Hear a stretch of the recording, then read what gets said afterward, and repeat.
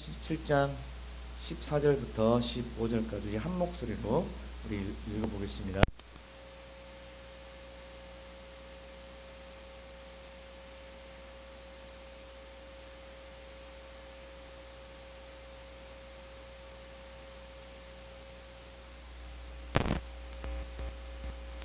올라가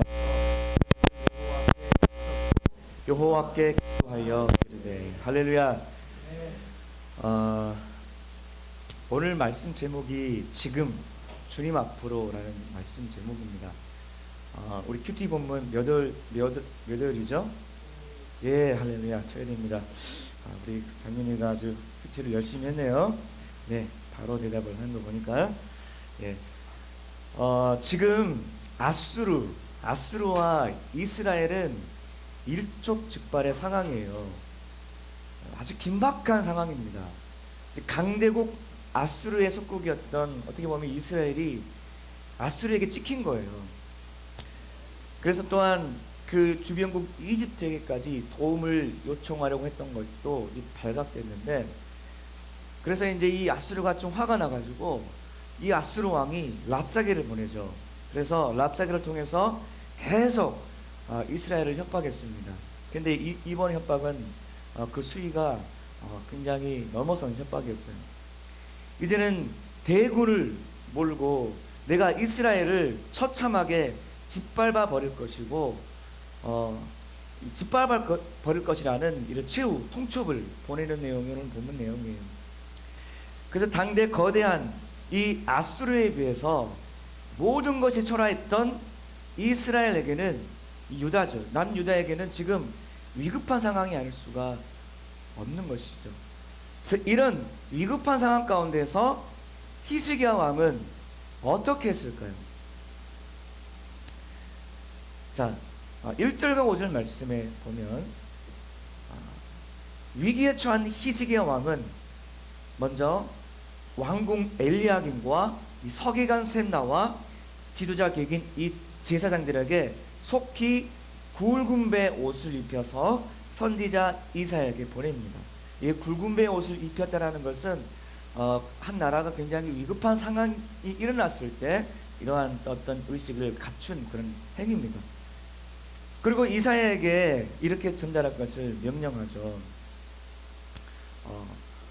오늘은 환난과 책벌과 능욕의 날이라 아이를 낳으려 하나 해산할 힘이 없음 같도다, 이렇게 말합니다. 그러니까 이 말은 우리는 지금 아수르의 침략으로 환난과 능력을 당하고 있고 아이를 낳으려 하지만 아이를 낳을 힘조차 없는 것처럼 굉장히 고통 가운데서, 이 두려움 가운데서 도무지 스스로의 힘으로 이 위기를 벗어날 수 없습니다 라는 이런 솔직한 히스기야 왕의 고백입니다. 그리고 하나님께서도 이 랍사게 조롱을 들으셨을 것이니 하나님, 이 문제를 좀 해결해 주세요 라고 간곡히 기도를 요청하는 겁니다. 즉 히스기야 왕은 이사야 선지자에게 이 긴박한 위기 상황 가운데 자신의 약함을 솔직하게 인정하고 하나님께 간절히 도움을 구한 것입니다. 우리도 마찬가지로 여러분의 학교에서 또 가정에서나 여러 문제나 여러 위기가 찾아왔을 때 먼저 하나님 앞에 우리의 약함을 인정하세요. 히스기야는 여러분 국가의 위기 앞에 자존심 따위는 없었던 것처럼 여러분 우리도 하나님 앞에 무슨 자존심이 필요하겠습니까? 여러분 히스기야는 당대 한 나라의 왕이었어요. 그런데 그가 고개를 숙여 선지자 이사야에게 자신의 약함을 인정했던 것은 자신이 왕이라 할지라도 안 되는 것이 있다는 것을 깨달은 거예요. 그 전능하신 하나님의 도움을 구한 것입니다. 여러분 우리도 마찬가지 아닌가요? 지금 우리가 하나님 앞에 인정해야 할 나의 약함이 무엇인지 여러분 한번 생각해 보십시오. 나보다 크시고 능력이신 하나님 앞에 엎드리지 못하게 하는 것이 무엇인지, 혹시 우리의 자존심인가요? 아니면 하나님을 믿지 못하는 것인가요? 아니면 여전히 어떤 모든 상황들을 내 힘으로 감당할 수 있다고 여러분 생각하시나요? 아니면 우리 삶에 문제가 하나도 없습니까? 우리가 큰 문제만 가지고 엎드리는 것이 아니라, 따라합시다, 작은 문제도, 작은 문제 하나라도 하나님 앞에 가지고 나아가야 돼요. 여러분, 이 시간은 하나님보다 더 크신 분은 이 세상에 없다고 믿었던 사람이었습니다. 여러분, 그렇게 믿으십니까? 여러분, 그래서 그는 하나님 앞에 자신의 그 알량한 자존심을 다 내려놓고 간절히 구하게 된 것이죠. 여러분도 지금, 여러분도 세상보다 크신 하나님을 믿는다면 여러분, 작은 것 하나라도 그것을 가지고 하나님께 기도할 것입니다. 자, 이렇게 한번 고백해 봅시다. 우리 하나님께 기도할 때 이렇게 한번 기도해 보세요. 저도 항상 이렇게 기도해요. 따라합시다. 하나님, 저는 연약합니다. 할렐루야. 여러분, 이 고백을 주 앞에 나아가면 하나님의 길을 쫑긋 세우십니다. 저의 힘으로 도무지 감당하기 힘이 듭니다.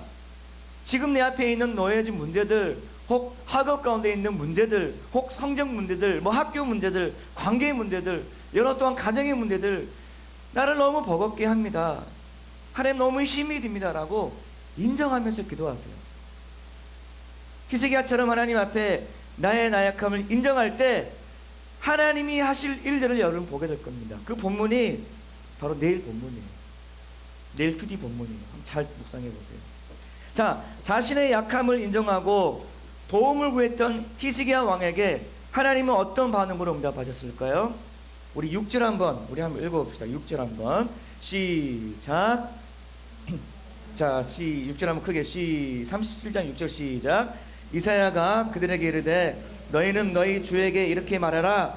여호와께서 이같이 말씀하시되 너희가 들은 바 아수르 왕의 종들이 나를 능욕한 말로 말미암아 뭐라고 말씀하셨습니까? 할렐루야. 두려워하지 말라. 먼저 하나님은 두려워하지 말라고 안심을 시켜주세요. 내가 너와 함께 할 것이니 두려워 말라. 그리고 구체적으로 어떻게 도와줄 것인지 말씀하십니다. 우리 7절 한번 읽어봅니다. 시작. 보라, 내가 영을 그의 속에 두리니 그가 속물을 들고 그의 고국으로 돌아갈 것이며 또 내가 그를 그의 고국에서 칼에 죽게 하리라 하셨느니라 하십니다. 자, 좀 잔인한 얘기 같지만 승리하는 하나님 방법인데, 칼에 죽게 하겠다. 이 말은 너희를 두렵게 하고 공격하는 아수르를 내가 직접 쓰러지게 하겠다, 쓰러뜨리겠다라는 말씀이에요. 그러니까 히스기야의 간절한 기도를 하나님이 들으셨습니까? 안 들으셨습니까? 당연한 말씀이죠. 바로 응답하셨어요. 그리고 반드시 도와주시겠다고 약속하셨어요. 여러분, 히스기야처럼 우리 약함을 인정하고 간절히 하나님께 기도할 때 하나님의 반응이 매우 빠르다는 것을 본문을 통해서 알 수 있습니다. 우리가 하나님께 기도할 때 즉각적으로 반응해 주시기도 한다는 거예요.